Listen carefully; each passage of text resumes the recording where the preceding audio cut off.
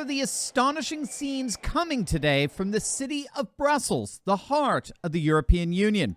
Protesting farmers throughout the continent have gathered together in a massive uprising, besieging the European Parliament building as leaders from around Europe gather together in the next 24 hours to try to implement the bidding of the World Economic Forum in Davos. And if these farmers have anything to say about it, that ain't gonna happen.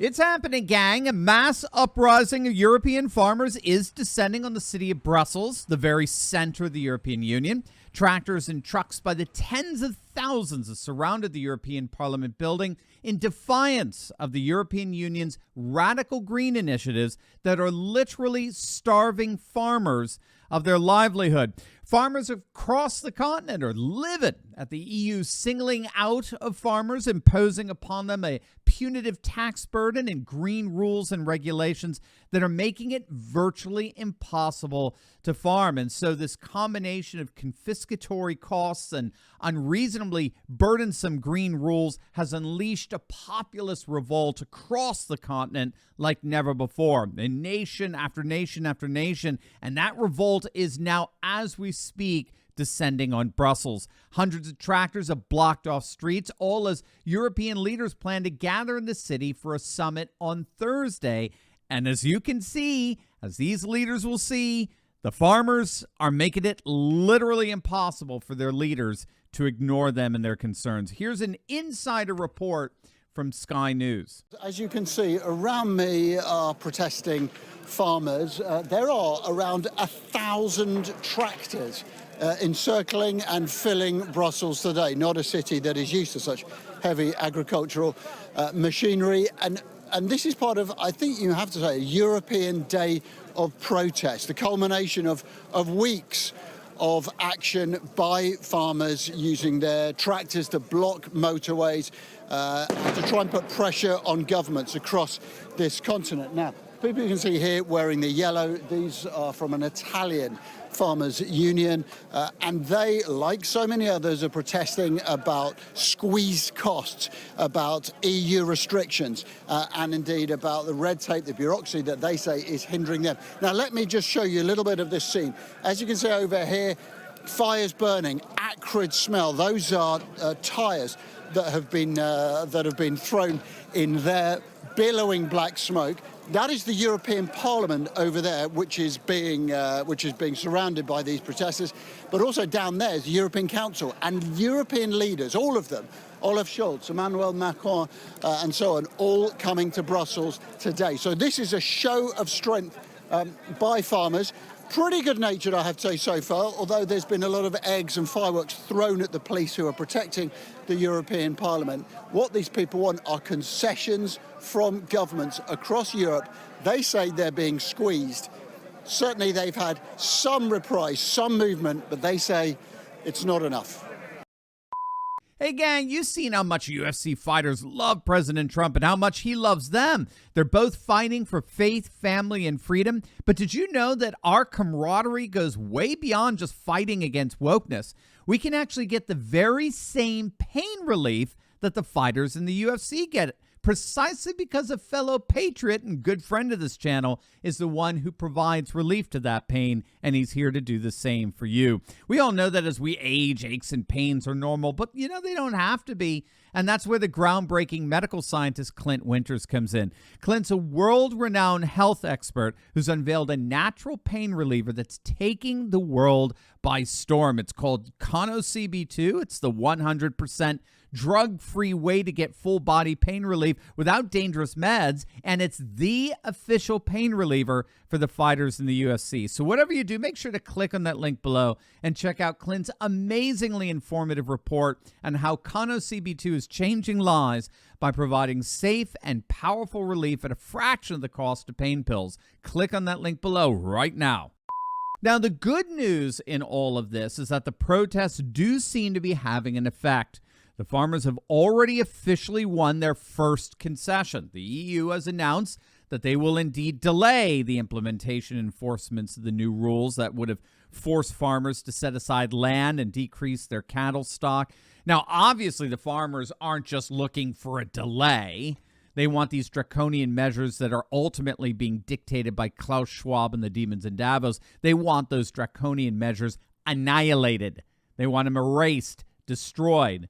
And so this concession is a mere temporary one in the hopes of quelling the rebellion, as it were. These farmers are under no illusions. They know the moment they go home, the bullies in Brussels will just turn around and immediately implement the Davos-inspired measures. So they just see this concession as a sign that the EU is bleeding.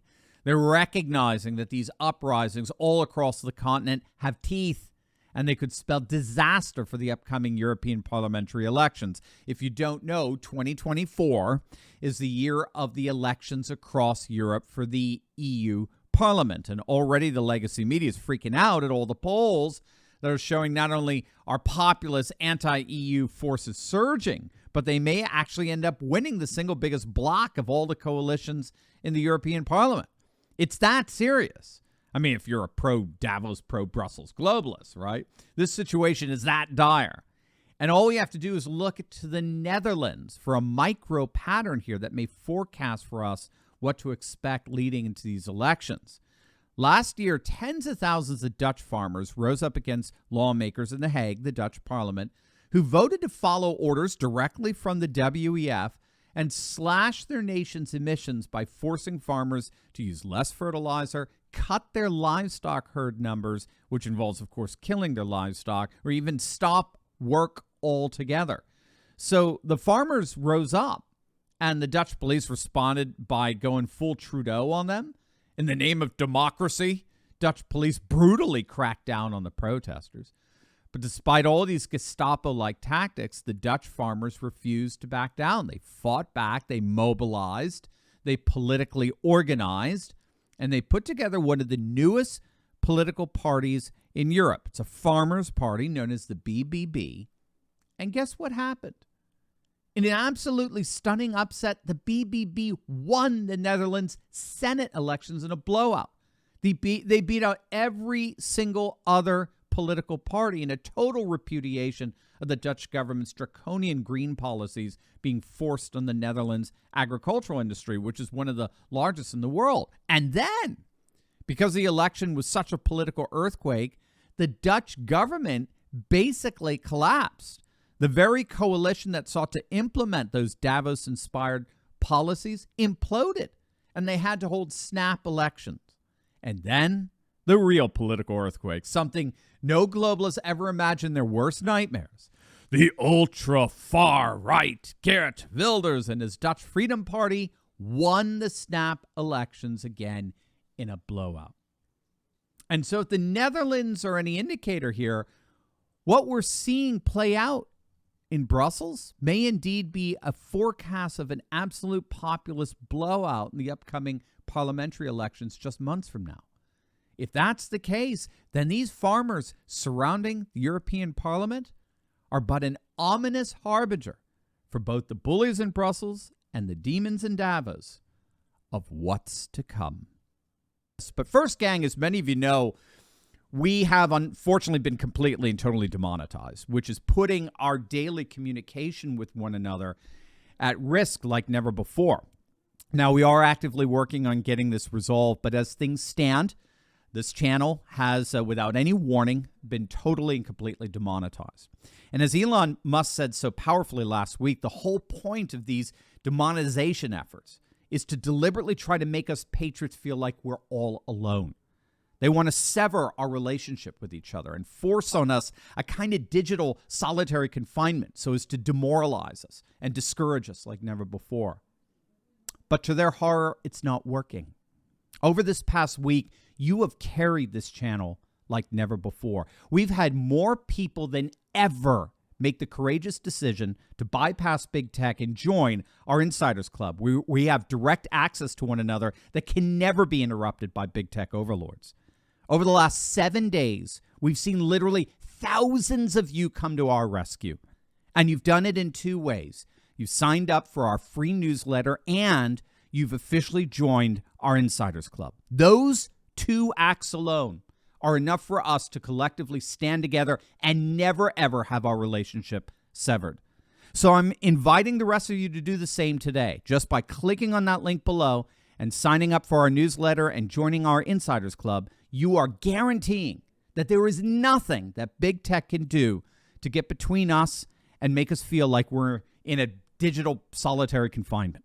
It's as simple as clicking on the link below right now and opting into our free email newsletter. And once you do that, you can financially support us by joining our Insiders Club. Gang, from the bottom of my heart, I cannot thank you enough for your support during a time like this. You are my heroes, and it will be my mission to express my appreciation for every single one of you each and every week.